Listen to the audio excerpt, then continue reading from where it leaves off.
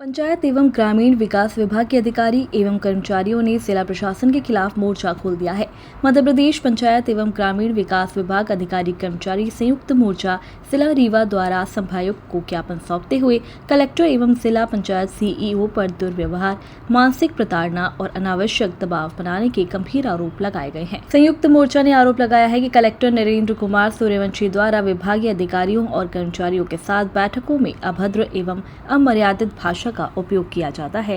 कर्मचारियों का कहना है कि मीटिंग के दौरान वेतन कटौती, वेतन वृद्धि रोकने, निलंबन एवं सेवा समाप्ति जैसी कार्यवाहियों की धमकी देकर मानसिक दबाव बनाया जा रहा है, जिससे विभागीय कार्य प्रभावित हो रहे हैं। ज्ञापन में उल्लेख किया गया है कि कथित मानसिक प्रताड़ना के कारण कई कर्मचारी स्वास्थ्य समस्याओं का सामना कर रहे हैं।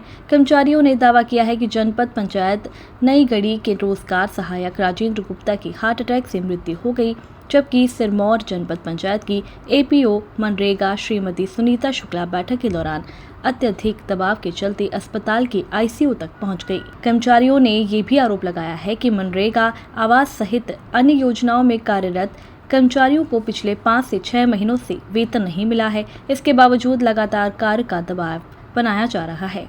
जल गंगा संवर्धन अभियान के तहत प्रतिदिन 100 सीसी जारी कराने और बाद में वसूली की धमकी देने का भी आरोप लगाया गया है। संयुक्त मोर्चा ने महिला कर्मचारियों को देर रात तक बैठकों में शामिल करने तथा अवकाश के दिनों में भी मीटिंग आयोजित किए जाने को श्रम एवं मानव अधिकार कानून का उल्लंघन बताया है। कर्मचारियों ने मांग की है कि कलेक्टर एवं जिला पंचायत सीईओ को तत्काल रीवा जिले से हटाया जाए तथा विभागीय कर्मचारियों के विरुद्ध की गई दंडात्मक कार्यवाहियों को निरस्त किया जाए।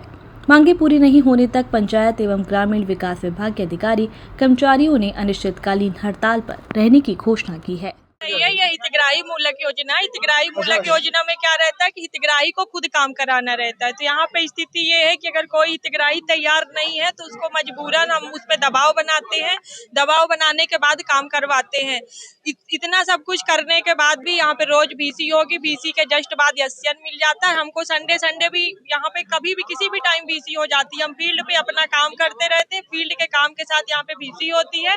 बीसी होने के बाद हमें फिर एससीएन मिलता है। इतना काम करने के बाद भी अभद्रपूर्ण भाषा का उपयोग बीसी में होता है और ये कंटिन्यू पिछले कई दिनों से हो रहा है। अब कल हमारे कलेक्ट्रेट में एपीओ मैडम हमारी कल बेहोश हो गई हैं और उनको 5-6 घंटे के बाद होश आया। तो मैं ये कहना चाहती हूँ, हम सभी बहुत अच्छे से काम कर रहे हैं, परंतु उस काम को करने के बाद भी हमको अब अशब्द शब्दों का प्रयोग सुनना पड़ रहा है, अपमानित किया जाता है। और हमारे ई साहब कल गए थे मीटिंग में, मैं तो नहीं थी, बट मैंने को सुनने को पता चला कि उनको भी बहुत अमर्यादित शब्दों का प्रयोग किया गया है। तो हर एक कर्मचारी, हर एक अधिकारी की अपनी डिग्निटी है। तो उस बताइए ई साहब। भाषा का प्रयोग किया गया है मीटिंग में। काम जो है लेबर आधार, ये नरेगा जो है मांग आधारित है और इसमें जब जो है लेबर नहीं आ रही है तो उस पर दबाव बनाया जाता है हम लोगों पे, आप लाइए लेबर। और लेबर का जो है, जो किसान काम कराते हैं वो कराते 500 रुपए देते हैं और यहाँ 261 रुपए है, तो इसलिए लेबर कम आती है और 5-6 माह से मजदूरी भी नहीं मिली है, इसलिए जो है ना, कर्मचारियों की वेतन भी नहीं मिली है 5-6 माह से। कि यहाँ बीसी वगैरह में आते हैं तो अभद्र भाषा का प्रयोग किया जाता है, कौन बोलता है, क्या कहते हैं? सीओ जिला पंचायत के द्वारा जो है कभी कभी अभद्र भाषा का भी प्रयोग किया जाता है। तो हम लोग जो है काम कर रहे हैं तो जो है अभद्र भाषा का प्रयोग ना किया जाए, प्रेम पूर्वक काम करने को हम लोग तैयार हैं। ये बताइए कि बैठक वगैरह होती है, वहाँ महिलाएं और आप लोग सभी लोग, हाँ, वहाँ भी जो है अभद्र भाषा का प्रयोग किया जाता है। हाँ, आप कार्यपालन इंती हैं? मैं ERS हूँ, वीडियो कोरी। हमारे समस्या ये है कि ग्राम पंचायत में जो भी जनपद का अमला है, ग्राम पंचायत का अमला है, जिला प्रशासन द्वारा, कलेक्टर महोदय द्वारा, जिला पंचायत सीओ द्वारा अनावश्यक तौर पे दबाव दिया जा रहा है। और सबसे बड़ा दबाव तो ये दिया जा रहा है कि काम का दबाव कम है, कार्यवाही की दबाव ज्यादा है। जो भी हमारे वरिष्ठ अधिकारी हैं उनको मीटिंग में बुला के उनको टॉर्चर किया जा रहा है कि सचिव और जीआरएस का प्रस्ताव भेजिए, उन पे कार्रवाई करिए। हमारे हिसाब से यदि इस तरह का दबाव होगा तो काम निश्चित तौर पे ग्राम पंचायत का बंद कर दिया जाएगा। हमारा भी एक जीआरएस अनावश्यक तौर पे शासन प्रशासन का जो दबाव आया, उस दबाव के चक्कर में उसको हार्ट अटैक हुआ और वो उसकी मृत्यु हो गई है। एक ही समय में ग्राम पंचायत में सचिव हैं, जीआरएस हैं, एक ही समय में उनको 20 प्रकार का काम दिया जाता है। उनको बोला जाता है कि सुबह जाके शाम को जाके आप लेबरों का एमएस करिए।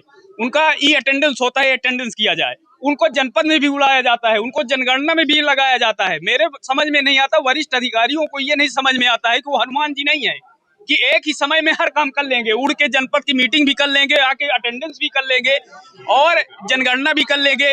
मतलब एक ही समय में विभिन्न प्रकार का दबाव दे रहे हैं। इससे हमारे ग्राम रोजगार सहायक है कि अन्य कर्मचारी हमारे सचिव है, जीआरएस है, वो मानसिक तौर पर प्रताड़ित हो रहे हैं। आए दिन अभी तक हमारे मध्य प्रदेश में कम से कम 150 से 200 जीआरएस का मृत्यु हो चुकी है इसी दबाव के चक्कर में।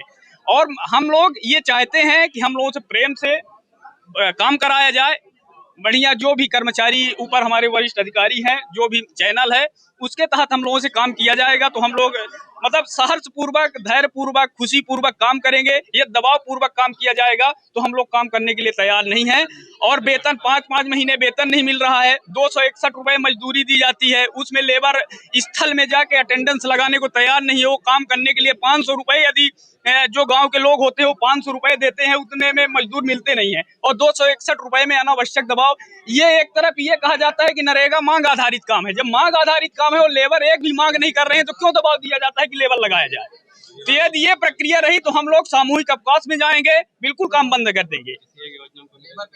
और एक योजना, समस्त योजना 23 विभाग की 52 योजना, ग्राम रोजगार सहायक सचिव हमारे पंचायत के जो भी वरिष्ठ अधिकारियों से काम लिया जाता है और एक योजना में पीछे चले जाते हैं तो उसमें वेतन काट दिया जाता है, रोक दिया जाता है। 5 महीने से ग्राम रोजगार सहायक और हमारे जो जनपद के अमला है उनका 5 महीने से वेतन आज अभी नहीं मिला।